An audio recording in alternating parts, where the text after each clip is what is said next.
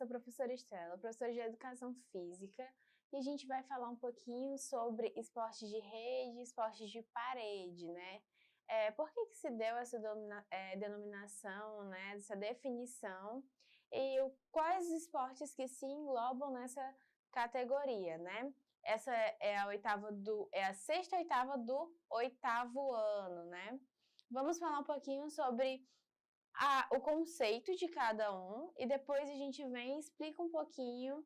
E lembrando que alguns slides sobre algumas modalidades eu vou falar a conceituação e depois vocês retornam e vão estar dando uma olhada nas principais regras e tudo mais para não ficar muito cansativo falando aqui para vocês. Vamos lá. Os esportes com rede, divisória, né, muro ou parede, são modalidades nas quais se arremessa, lança ou se bate na bola ou peteca em direção à quadra adversária, sobre a rede ou contra uma parede, de tal forma que o rival não consiga devolvê-la ou a devolva fora do campo adversário ou pelo menos tenha dificuldades para devolvê-la. Diversas modalidades no mundo todo podem ser classificadas nessa categoria e se orientam por desafios táticos semelhantes. Podemos citar como exemplos de esportes com rede divisória o voleibol, o vôlei de praia, tênis, badminton, patel, peteca, ringo e esses dois aí que tem um nome complicadinho, né? E como exemplos de esportes com parede, de rebote, dentre outros, temos a pelota basca, o raquetebol, o squash, o wall handball e entre outros, né? Existem muitos esportes que podem ser colocados dentro dessa categoria, né? De esportes de rede ou parede. Uma característica comum desses esportes é que sempre se joga interceptando, né, que é uma defesa, a trajetória da bola, disco ou peteca, ao mesmo tempo que se tenta jogá-la para o lado adversário, né? Então a gente pode lembrar que esses jogos, além de ser jogos de parede ou rede, eles também são esportes que não têm contato com o adversário, né? Corpo a corpo. Então, o principal objetivo desses esportes é tentar fazer com que você jogue o objeto, né, a bola ou a peteca, para o lado adversário, fazendo com que ele tenha dificuldade de pegar ou que ele não a pegue, né, marcando ponto para a sua equipe. E a gente vai falar um pouquinho sobre o badminton, né, que é uma modalidade que ela faz muito tempo tem aqui no Brasil e que não foi muito difundida, né, e agora a gente está tendo esse contato maior com essa modalidade. Começou assim.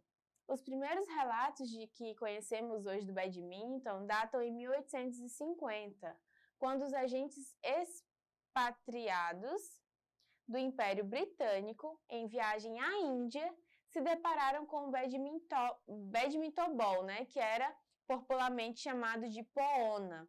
Essa versão se difere da atual por ter uma bola de lã no lugar da famosa peteca, né? O nome oficial é volante ou pena. A peteca, que ela também é denominada um esporte, né? Uma modalidade hoje, ela é popularmente dita assim como o objeto que eles praticam no badminton, mas não é assim que é denominado, né? Como vocês podem ver, o nome oficial é o volante ou pena. A data precisa da criação do esporte é um mistério, mas seu nome tem a relação com a casa de campo do Duque de Beaufort, né? Já na Inglaterra, a casa de campo se chamava badminton. Então, como vocês podem ver na imagem, é um esporte muito antigo, que eles eram praticados por pessoas de classe alta e que foi originado nessa casa de campo que se chamava badminton. Então, por isso que foi denominado assim. Aí a gente tem aqui nos próximos slides as regras, né? As regras atuais e as regras anteriores, né? Então, vocês podem ver que dentro do Brasil, o esporte ele surgiu em São Paulo, né? Surgiu não, chegou em São Paulo, né? Primeiramente, foi no Clube dos Ingleses, em Santos, que as primeiras raquetadas foram dadas, né? O problema, porém, é que a modalidade pouco se desenvolveu nos anos seguintes. O esporte permaneceu pouco conhecido no continente. A primeira competição oficial foi em 1984, em São Paulo mesmo. Foi no mesmo ano que o badminton registrou o primeiro campeonato sul-americano, né? Os brasileiros marcavam presença na disputa. Então, como falei para vocês, eu vou dar uma pincelada de como que é, os seus conceitos, e depois vocês retornam e dão uma olhadinha melhor nas regras e tudo mais. E quando a gente retornar nossas aulas normais, né, em quadra, é mais fácil de explicar para vocês, de vocês entenderem também. E a gente vai falar um pouquinho sobre o tênis de campo. O tênis de campo é uma modalidade esportiva praticada na Inglaterra, né, desde o século XIX. No entanto, antes do tênis de campo propriamente dito surgir, outras modalidades muito semelhantes eram praticadas na França e na Inglaterra, como no caso do jeu de paume ou jogo de palma, né, que era jogado com a mão. Era jogado com a mão ou com a raquete, né? O primeiro torneio oficial de tênis ocorreu em 1877 na Inglaterra também. E de lá para cá o esporte se difundiu cada vez mais. No Brasil chegou no século XIX, né, junto com os britânicos que vieram construir as ferrovias. Então, como eu falei para vocês, o tênis de campo, ele é bem mais difundido do que o badminton, querendo ou não, né? E também é um esporte bem antigo e foi criado na Inglaterra. Como eu falei para vocês vão retornar depois ao texto, mas tem uma curiosidade do tênis de campo que eu gostaria de falar para vocês. O Guga, que é esse rapaz que está aqui nessa foto, ele é um brasileiro, né? Que ele foi muito reconhecido dentro do tênis, teve várias vitórias, né? O nome dele se chama Gustavo Kuerten, que ele popularmente foi conhecido como Guga. Ele conquistou torneios muito importantes e chegou à posição de número 1 no mundo, né? Ampliando a popularidade no esporte aqui no Brasil. E depois da aposentadoria do Guga, o esporte perdeu um pouco da sua fama no Brasil, mas mesmo assim tem um potencial para se tornar cada vez mais popular entre os brasileiros, né? Já que é uma modalidade prazerosa e desafiadora para ser praticada. Não bastasse isso, o tênis também pode ser jogado por qualquer pessoa, em qualquer idade, necessitando apenas de um parceiro para a realização do jogo, né? Diferente de outras modalidades coletivas. Então, o tênis, ele é muito interessante. Mesmo que algumas pessoas digam que essa modalidade é uma modalidade de pessoas com renda maiores, né? Pessoas com mais dinheiro, mas elas podem ser praticadas também por nós, né? Pessoas com renda um pouco mais inferior, mas que também não vá distinguir tanto um quanto o outro. As regras são as mesmas, todos podem praticar, e inclusive a gente pode praticar também na escola, na quadra, né? Não somente no campo.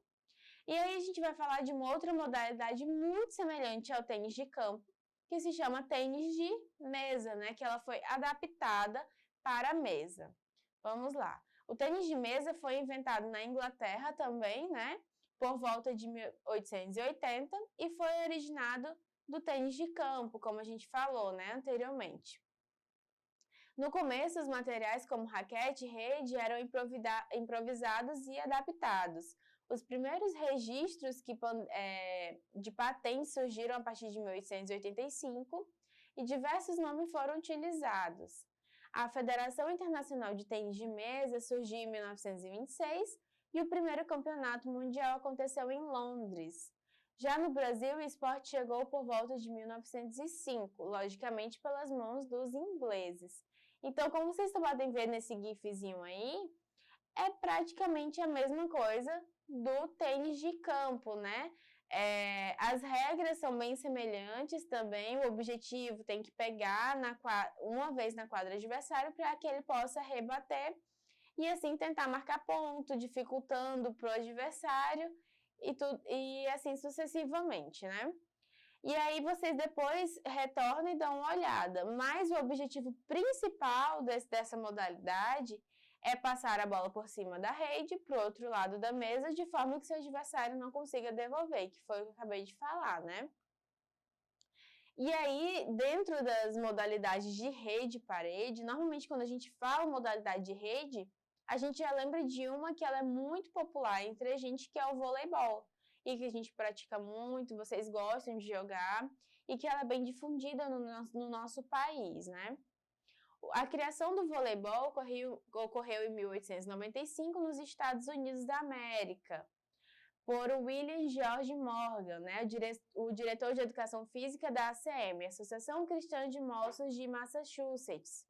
O objetivo principal de Morgan para a modalidade, qual deu originalmente o nome de mitonete, era a criação de um esporte sem contato físico entre os oponentes, né, visando a não ocorrência de lesões físicas provocadas por choques entre pessoas, principalmente no público de idade mais avançada, né? Então, vocês podem ver que é um esporte que ele tentou criar para ela ser bastante inclusiva. Inclusive, a gente vai falar sobre isso nos próximos slides, que existe o voleibol adaptado, né? Então, é um esporte que todas as pessoas podem praticar, desde pequena até as pessoas de mais idades, porque ele visou que esse esporte não tivesse contato físico, né? Mesmo que a gente veja que algumas pessoas ainda se machucam, mas aí isso já é de um teor mais profissional, né? Que tem um alto rendimento, já visam outras coisas. O voleibol é um dos esportes mais populares no país e acredita-se que atualmente está entre os 3 esportes mais praticados nacionalmente, né? Atrás do futebol e um nível semelhante ao futsal. O fato é que o Brasil tem as 2 melhores seleções de todos os tempos, com resultados expressivos nos últimos anos. Tanto homens quanto mulheres contribuem para a popularidade desse esporte, né? Como foi falado anteriormente, ele é muito conhecido, é muito popular. As pessoas compram, vendem coisas relacionadas aos atletas de voleibol, a times de voleibol, como o futsal e o futebol. E aí, a gente vai falar um pouquinho sobre o squash. O squash, ele é tão pouco difundido quanto o badminton, né, que a gente falou anteriormente. Mas ele é, dentro dessa classificação, de esportes de parede, né, parede ou rebote. E a gente vai falar só um pouquinho sobre ele. Como que surgiu o squash, né? Ele surgiu no início do século XIX, numa prisão chamada Fletch, em Londres. Era praticada uma variante do jogo de tênis, conhecida como raquetes. Acredita-se que o jogo tenha sido o embrião do squash, né? Os presos improvisavam nas próprias celas uma bolinha e jogavam com as mãos, sem raquetes, né? Então, tá aí a imagem, né, da prisão. O sucesso foi tanto que em 1864 a escola contava com 4 quadras para prática esportiva, né? Nasceu o Squash Rackets, né? Por volta de 1830, também na Inglaterra, os estudantes de Warrow School perceberam que a bolinha do rackets podia ser utilizada em um jogo com maior variedade de rebatidas. Mas para isso, os jogadores não podiam ficar esperando a bolinha chegar até eles. Eles é que iam ao encontro para realizar novas tacadas, né? No caso, essa imagem aí, ela já é da escola, né? Não é a da prisão. Mas vocês podem ver que existem já duas pessoas praticando em paredes distintas. Então, vocês podem ver que ela pode ser praticada individualmente, mas também pode ser praticado em duplas, né? O equipamento para jogar o squash, você precisa de bolinha, raquetes e da quadra, né? De um local para poder jogar. E aí, depois vocês retornam e vejam como que joga o squash, como que funciona, as principais regras. E a gente vai exercitar um pouquinho agora. Primeira questão. Esportes com rede divisória ou muro-parede São modalidades nas quais se arremessa, lança ou se bate na bola ou peteca em direção à quadra adversária, de tal forma que o rival não consiga devolvê-la ou a devolva fora do campo adversário ou pelo menos tenha dificuldades para devolvê-la. Quais os esportes abaixo? Não é um esporte de rede ou parede, muito fácil, né? Vamos lá. A, voleibol, B, tênis de mesa, C, squash ou D, handebol. Gente, muito fácil responder essa, né? Letra D, handebol, né? Porque o handebol, além dele não ser um esporte de rede ou parede, ele é um esporte de contato, né?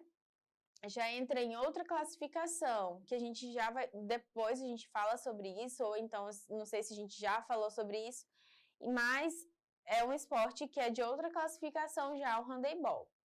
Vamos lá. E aí a gente vai exercitar um pouquinho em casa, e eu vou mostrar para vocês agora um pedacinho do vídeo, não sei se vai dar pra gente mostrar o vídeo, mas vocês vejam em casa depois se não der. Agora é sua vez. Assista ao vídeo e faça em sua casa. Marque sua pontuação e compartilhe com o professor e colegas de classe, né? Então, vocês podem estar retornando depois nesse slide para ver o vídeo e aí vai estar disponibilizado lá na plataforma Eduque toda essa nossa aula de hoje, todo o nosso conteúdo, e vocês vão lá, e vocês vão ver o vídeo bem direitinho, assista, faça em casa, marque a sua pontuação que você fez, e depois mostra pra gente, mostra pro seu professor ou colegas de classe, tá bom? A gente fica agora com essa aula, e até a próxima!